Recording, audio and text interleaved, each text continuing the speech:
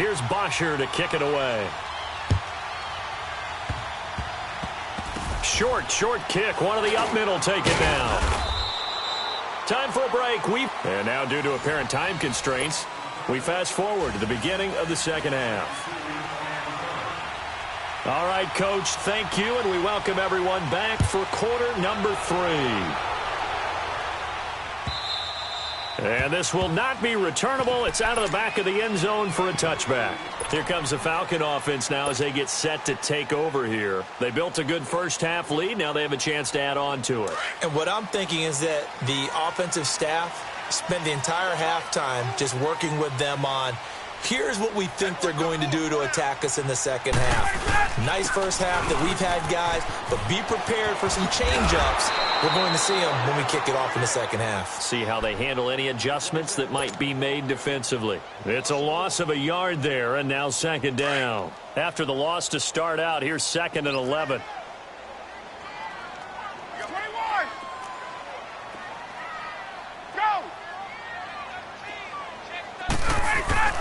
On second down, here's Ryan. He completes it to Julio Jones. And he's brought down after a very nice gain. A good pickup there, 26 yards. And a good quarterback facing zone coverage. If he has just a little bit of time to survey the scene, that's what's going to happen. No doubt about it. If there's no pressure, he's going to continue to pick them apart because he'll have all that time to find someone open downfield. You can only cover for so long. So maybe they want to go to a zone blitz scheme. Get a little bit. That's caught inside the 20. And they'll wind up getting this one all the way down inside the 20. That goes for a gain of 31. So the big play means just like that, they'll operate from the red zone now on first down. Get up! Let's go! Coleman. And he'll take this one down near the 15. 3 yards on the pickup there, and it'll be second down. Tough first half for him, unable to put up the numbers he's used to producing. But with a guy like him, you and I both know it just takes a couple of explosive touches for him to make an impact on this game and on the stat sheet as well. They will run again with Coleman. And he's able to work it here to the 8-yard line. 7 yards on the pickup there, and now they've got it first and goal. Now, they struggled to get him rolling on the ground in the first half, and that's sort of continuing here in the third quarter. Yeah, but I don't think it's time to abandon the running game. I would say keep feeding the horse, and I believe he'll eventually reward them, especially as we get deeper in the game. And he will maneuver his way down to about the 7. Only a yard that time, second and goal. In the first half, he was held in check on the ground, but despite that lack of production, they still have the lead. Yeah, and they've got to feel fortunate about that. If they could actually get production from their lead horse, that would help open up this offense and widen this mark. And that'll be hauled in by the tight end. It's Hooper for the Falcon touchdown. Austin Hooper, a beast in the red zone with his second touchdown of the game. And the Falcons will extend their lead.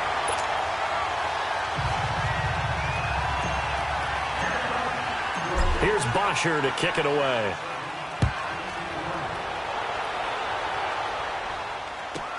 This will be taken short.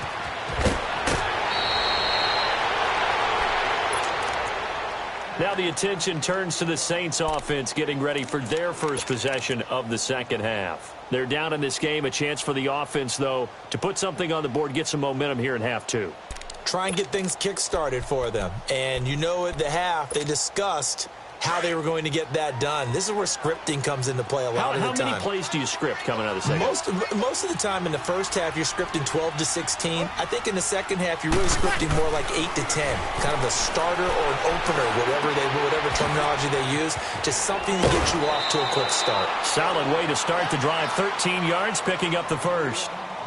Everyone's got to be able to catch the football. Doesn't matter what position you play, but if you're on offense, be aware a ball may come your way.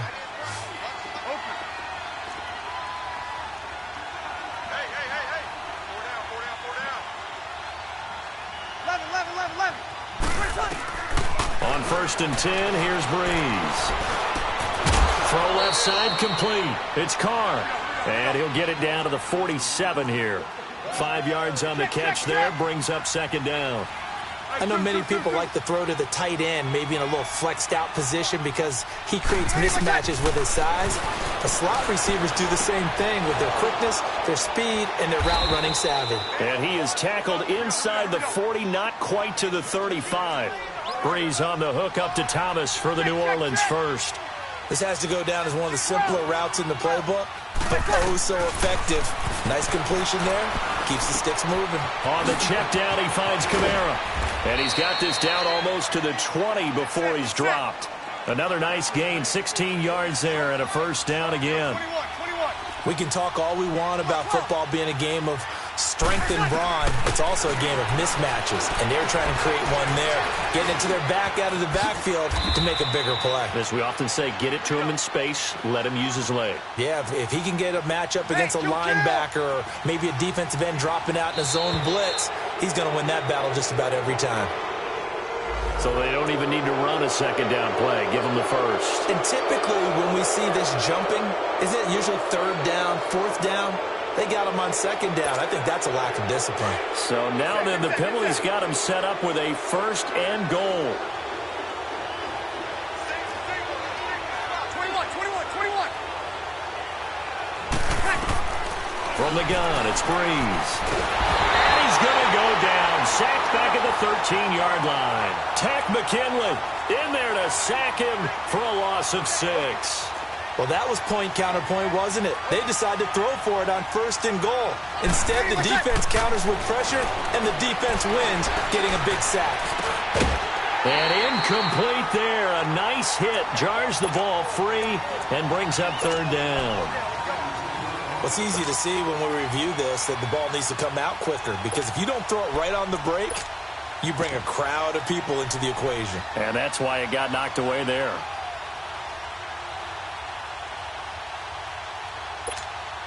They've been denied touchdowns in the red zone twice already. Here comes third and goal. 11.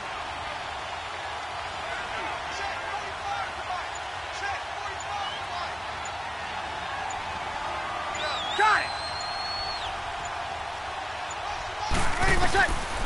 Now Breeze. And he can't quite pick it. No interception so far. That probably should have been their first, but at least it's fourth down.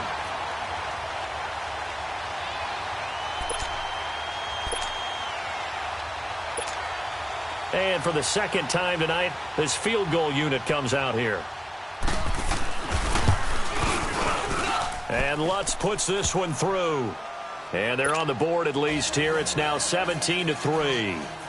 So a good drive there to begin quarter number 3, but they're only able to shave 3 points off the lead. Well, something's better than nothing, all right? They didn't play particularly well in the first half, but they definitely need them to step on the accelerator now and play a whole lot better. Atlanta now coming out on the field. This is sort of what you would call a put-away drive, isn't it? They score here, especially a touchdown. It's almost out of reach. It certainly feels that way, and I think that they're going to call their plays accordingly, because what you really want to do, even though you know the scoreboard is still up there and the game's going to go on, in fact, you can take the spirit away from another team, that their drive and will to come back and win can be taken with another score right here. Still third quarter, but you just get that feel. Yeah, they're teetering right there on the brink, aren't they? And not a whole lot doing there, as he'll get it up to about the 28-yard line. Third quarter and you've got the lead. You're not ready to go into that 4-minute offense to close the game out, but a running game can really benefit your team right now. Back now here on EA Sports.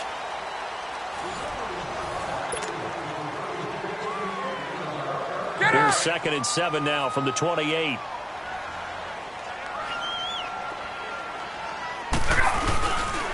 They stay on the ground. Again, it's Coleman. Oh, twisting away. And they're able to get this one across the 35. A nice pick up there, 10 yards, and it'll move the sticks. Well, I don't think there's any question, Brandon, at this stage, the stop troops, the defensive guys, they've got to use their 3 timeouts here. They've got to stop them and get the ball back. Yeah, if you're in that 2 to 3 score deficit window that they're in now, you got to get it ASAP. Yeah, no doubt about it. Stop them, use your timeouts. Easier to move the ball on offense without timeouts than to stop them on defense without using them. Gun!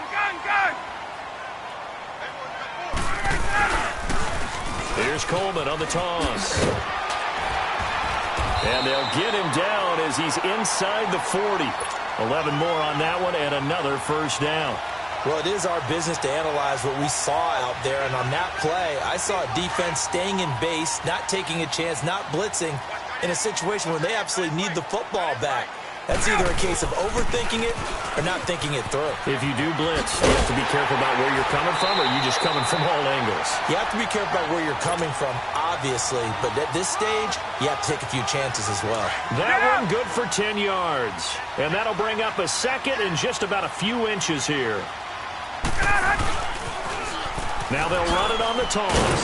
And he'll go down at the 28. Only a gain of a yard there, but it indeed gets him a new set of downs.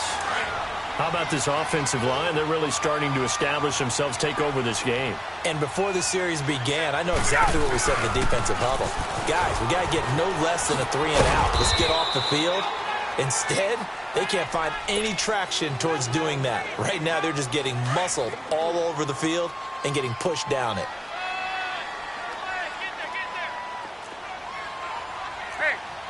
Tuesday.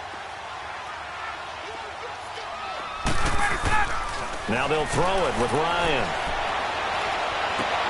That's going to be caught. And he is into the end zone for a Falcon touchdown. Calvin Ridley, 25 yards for the touchdown. And the Falcons will add on to their lead.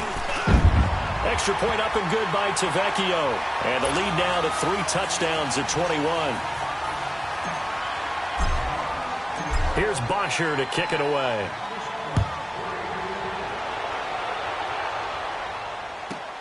The dangerous Hill now to return.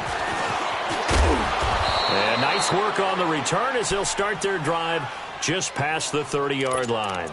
The Saints coming out now to take the field. And last time they got 3 points, but it was a chip shot field goal. And when you go to the sideline after a chip shot field goal, maybe the offense not too happy. It's a balancing act, isn't it? Because you're exactly right. They're none too pleased that they didn't punch it in for 6 points. But they also have to remember they did put points on the board. 3 points is 3 points. And in this league, you take points when you can get them. Not easily done. Eluding the press. And he can't find anywhere to go with it. And he goes down. Tech McKinley.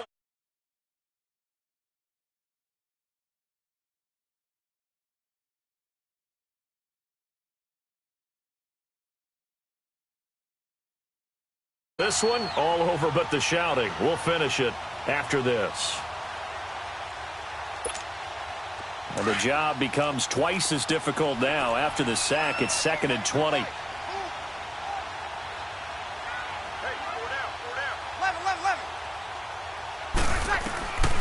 Now Breeze. And this is a catch by Ted Ginn. And he's able to get out to the 32, brought down there. They get 11 back on that one. It leads to 3rd down. The goal for any offense versus his own defense, find the holes where guys are available and put the ball on the receiver before any defender can step up and fill it. They did it well there. Perfectly executed crossing route. No gain at all on the play there, and that brings up 4th. Now they got to get to the line quickly. Did they maybe play that too safely on 3rd down? I know you don't want to just throw a ball blindly downfield, but that didn't help them a whole lot. I think they probably said if it's open, take the shot. If not, get something safe because we do have 4th down to try and pick it up. To throw, it's Breeze.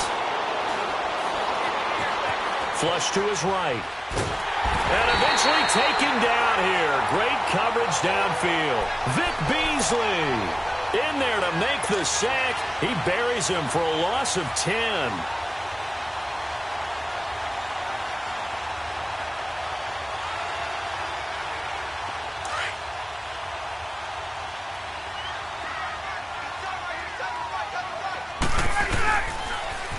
Now they'll run it on the toss. And he'll lose yardage here, going down back at the 28. So a loss of 5, and it'll be 2nd down. I know when I was a kid, I always got real excited when I saw those lateral-type runs. But the best backs that made it happen, they put a foot in the ground and just go. That didn't happen there. That play got swallowed up. And a nice gain of 21 yards. Well, go ahead and throw the ball, man. You got the big lead. You got the clock on your side. Obviously, they don't care much about the feelings of the other team, do they? Well, I was going to say you better run to the locker room pretty quick after this one. But right now, maybe they're just looking at it from the fantasy perspective. More points for everyone if they win big.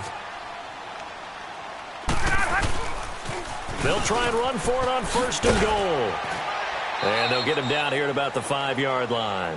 Only a yard on the pickup there. 2nd and goal. Be interesting to see now what they do offensively down near the goal line after not much there that time. As the offensive play caller, that may change your sequence now. Instead of coming right back with a running play, you may have to go to the air. They'll give it to him up the middle. And he's going to press this one forward as they stop him right around the 1. Give him right around 4 on the carry. We'll see if they want to keep pounding here on 3rd and goal. There we go.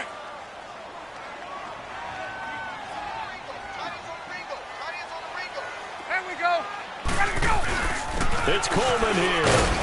And they will stop him after a fairly minimal pickup. Only a yard there, so it brings up 4th and goal.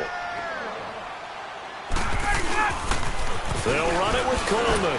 And he will take it in for a Falcon touchdown. Tevin Coleman taking it in. And the Falcons will extend their lead. I've got to laugh here, and I really don't want to because the old school in me is not happy about this score this late, not necessary. But this is Madden, isn't it? Yeah. This is how it works. Rub it in. Have a day. I mean, what does it matter? These guys who are playing in this game, there are no feelings Exactly. there. They don't have to face the guy. Well, they might if they're in the same room going head-to-head. But that's The about virtual guys on the screen don't have to face each other after this one. it. In that case, run it up. Out onto the field comes New Orleans. They've lost this one. Their offense has struggled. Do they try to put together something here at the end just to take into next week? Yeah, sometimes teams want to do that and coaches want to. I remember one time I was on a team and we were losing late in the game like this, and you knew it was lost. It was over, right? And the coach called a running play and pretty much said to everyone, Under pressure, and they got to him again.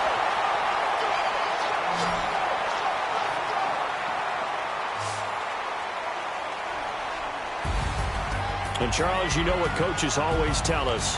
We want to win our home games. That much we know. We want to protect our home turf. They got that done in this one. exactly right. When you start a season, everyone's goal, win all of your home games, split your road games, and you're likely going to be in the playoffs. But when you win at home, boy, what a great feeling that is.